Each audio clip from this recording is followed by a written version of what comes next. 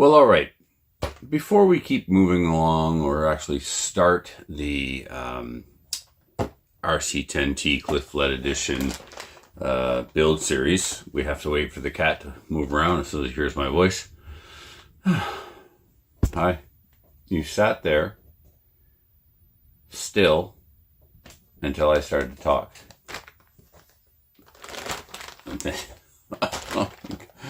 All right. You good? You gonna settle? That's a staple. You don't want that.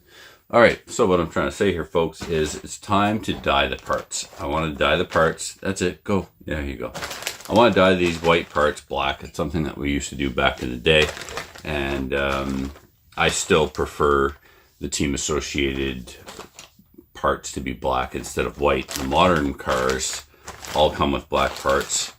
These vintage parts, I think it's completely appropriate for Associated to put them out in a material that is white out of the mold, because that's authentic, that's genuine.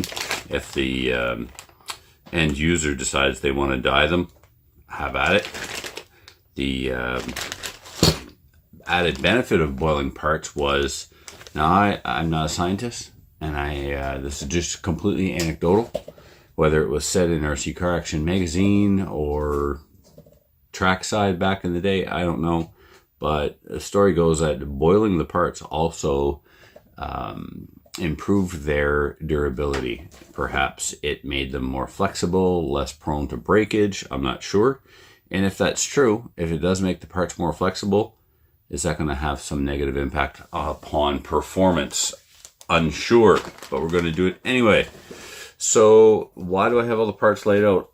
RC10s are simple enough to build, and I built enough of them, and I know I had it. This is not my first RC10T. It might in fact be my third, and that is excluding my RC10 gas truck that I had when I first graduated from university and moved home. Never got around to using it. I bought it on the way out of town, basically, and it sat unused for a while, and then I sold it when I sold some planes.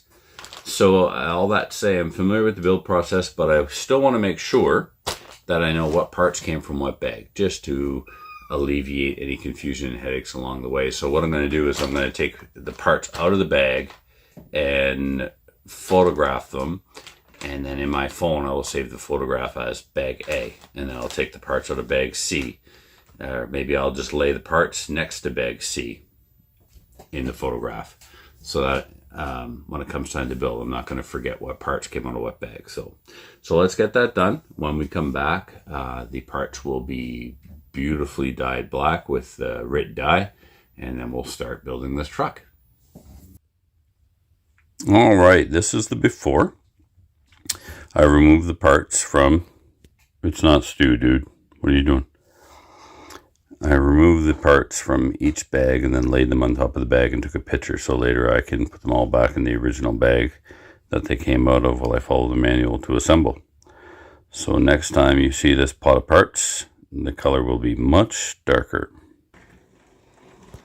Little check-in here. So I brought my water to a boil, and then I reduced it to a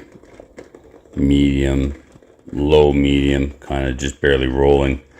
Put in the dye. I used the whole bottle of liquid with just enough water to cover the parts, plus some additional water because it's going to boil off, to keep the parts submerged. And we've been going for about 20-25 minutes. Nice rolling boil, checking every 5 minutes. Saran wrap everything if you're going to do this in your kitchen. Even if it doesn't work, your wife thinks that you've put in the effort to try and reduce the splatter. So saran wrap on the white stuff. Paper towel here, not too close to the burner, obviously. So over here, what I've got set up is kind of a rinse pot. So I've got a strainer. I'm going to pour that whole pot of water through the strainer, capturing all the parts, rinse them. Let me try that again. I'm going to pour this pot of boiling dyed water into this strainer, capturing all the parts in this strainer, and then I'm going to put the water back in the pot.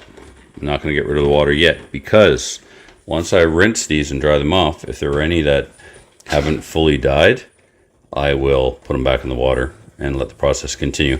But I'm pretty happy with the results. That looks like it's as black as it's going to get. So let's rent them and see what happens next. So there's all the parts laid out, kind of in their groups for assembly. Front arms, bulkhead, bumper, steering blocks, caster blocks, body tray, servo mounts, rear arms, rear bulkhead, gearbox covers, something interesting about those, and some extra rear pivot blocks. The shock towers are fiberglass. They're not taking to the die very well, so they're in the pot a little bit longer. It doesn't matter. I just placed an order this morning for a bunch of J Concepts carbon fiber parts, the towers, the battery strap, the rear chassis brace, gearbox brace, what else, and some proper wheels. So let's have a look at the gearbox here. One of the things you have to be aware of when boiling parts is that if they stay in too long, or the water is too hot, or both, they can warp. Look at that gap. Problem is, I don't know if that gap was before or after boiling. I didn't check. So we might have some binding issues when the gearbox is assembled. It's hard to say. We won't know until the gearbox is assembled. If it is, I'll work with it. This is, after all, supposed to be my race truck, so I can't have a binding gearbox, but there is definitely a fitment issue there where the parts are not perfectly flush when you put them together. So that's a concern for sure. A problem we'll address once we get things assembled. So even though I'm waiting for some J Concepts parts, I'm going to build the truck anyway. Then I'll install the J Concept parts when they arrive. The shocks that came with this truck aren't going to be touched. I'm going to build it with the shocks from my T6.4 because I bought two, one for running and one for parts. Like I bought two kits. Well, I bought one used runner, and then I got a smoking deal on a new in-box kit, so I just bought that so I could have parts. So that means that I've got a brand new set of T6.4 shocks, 13mm big bore. I'm going to build those for this and use the standoffs that came with it as well. Hopefully that'll all work out. We'll see here shortly.